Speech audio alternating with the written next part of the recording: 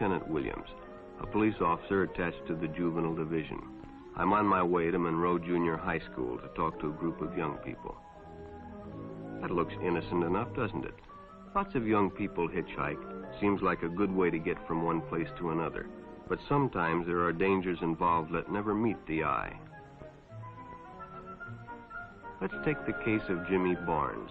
Jimmy played baseball all afternoon, and he didn't feel like walking home, so he decided to thumb a ride.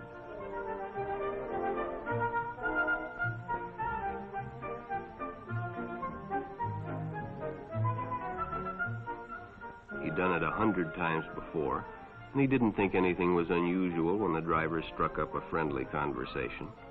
In fact, he seemed like a real nice guy. He asked Jimmy if he played baseball in the park often. Jimmy told him they practiced 3 times a week and played a rival group on Friday afternoon.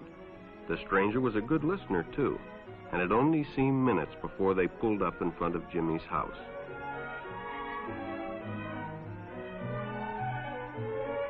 When Jimmy got out, the stranger gave him a friendly pat. Then he told him he'd see him again, as he always drove by the park on his way home.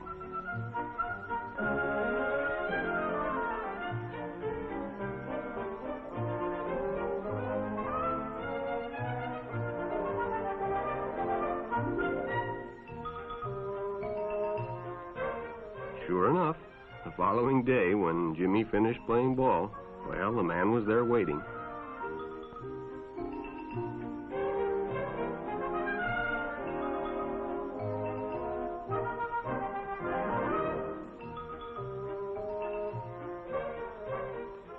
They stopped at a drive-in, and the stranger treated him to a Coke. During their conversation, he told several off-color jokes, but Jimmy had heard others before, and, well, it made him feel big to so easily win the confidence of an older person.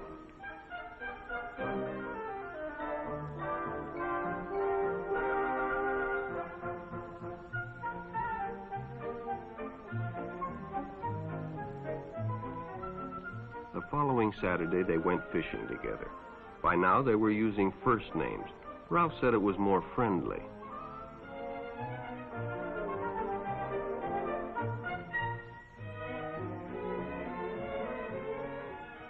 Jimmy hadn't enjoyed himself so much in a long time. Then during lunch, Ralph showed him some pornographic pictures. Jimmy knew he shouldn't be interested, but, well, he was curious. What Jimmy didn't know was that Ralph was sick, a sickness that was not visible like smallpox, but no less dangerous and contagious, a sickness of the mind. You see, Ralph was a homosexual, a person who demands an intimate relationship with members of their own sex.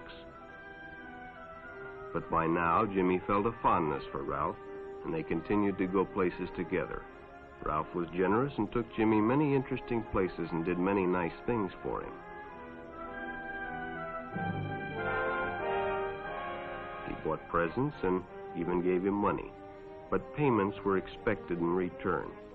You see, Jimmy hadn't recognized Ralph's approach soon enough. When Ralph first asked Jimmy to go fishing alone, he should have discussed it with his parents or teacher. Finally, Jimmy told his parents, and they reported it to the juvenile authorities. Ralph was arrested, and Jimmy was released on probation in the custody of his parents. But all homosexuals are not passive. Some resort to violence, as in the case of Mike Merrick.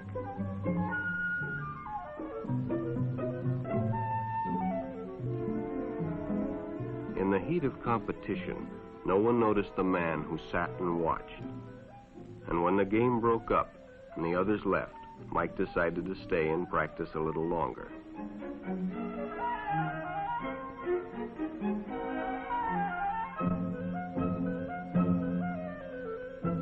The stranger joined him. He was friendly and, well, it was better than playing alone. But after a few shots, Mike realized he had already overstayed his time and suggested he better leave. The stranger told him if he'd like to stay longer, he'd be glad to drive him home when they finished. Sounded great to Mike. Chance to play longer and get a ride home, too.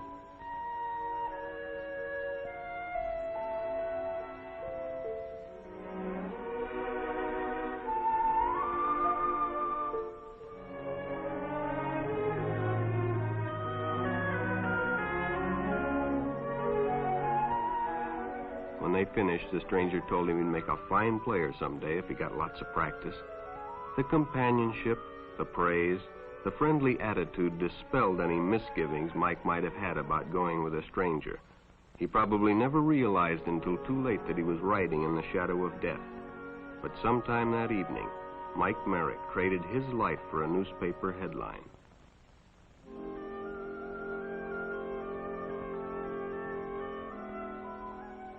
As Denny and Jerry got the papers ready for Jerry's afternoon delivery, they only casually noticed the two boys that raced by in the afternoon traffic, and they didn't pay much attention to the car that drew up shortly afterwards until the man called them over.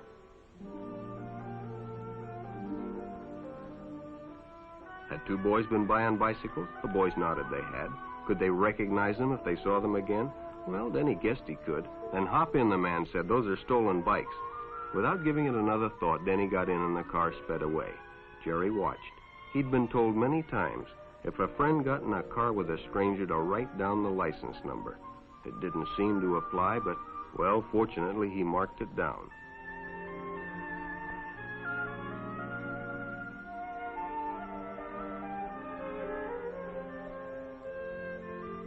When he delivered a paper to Denny's house, he asked his mother if they'd caught the boys that had stolen the bicycles. Denny hadn't returned, so he told her the story and gave her the paper with the license number.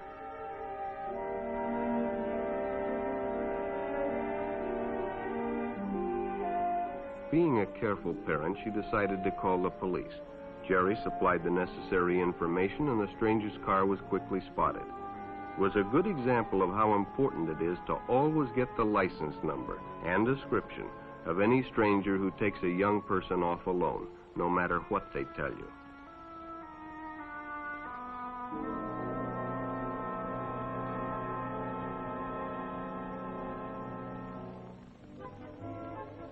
Public restrooms can often be a hangout for the homosexual. Bobby and his friends hadn't noticed the man who had been in the restroom when they changed, and as it was late, he suggested they take the shortcut under the pier, but the others preferred to take the more traveled way home.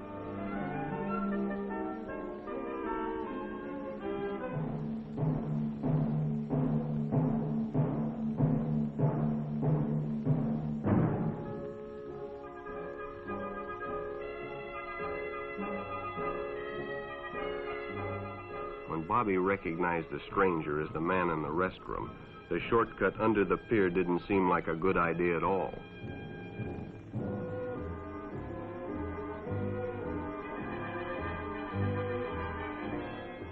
After all, it's more fun to stay with your friends anyway. Bobby had made a wise decision. It may have saved his life. The decision is always yours, and your whole future may depend on making the right one.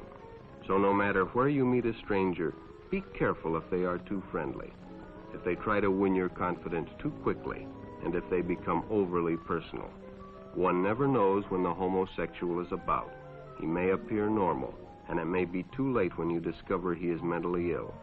So keep with your group, and don't go off alone with strangers unless you have the permission of your parent or teacher.